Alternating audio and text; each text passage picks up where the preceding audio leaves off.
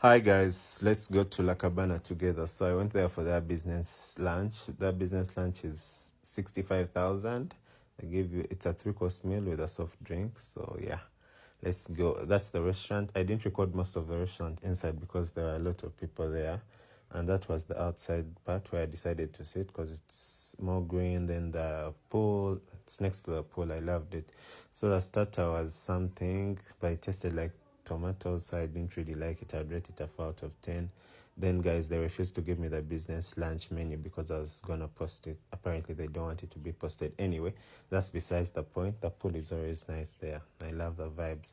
So I had coffee, iced coffee, and it wasn't great. It tasted like water. I didn't taste the coffee. It wasn't nice. Anyway, my waiter was amazing. I don't remember her name, but she was amazing. I'm definitely going back because of her. I love that place. Then they gave me this warm water with lemon to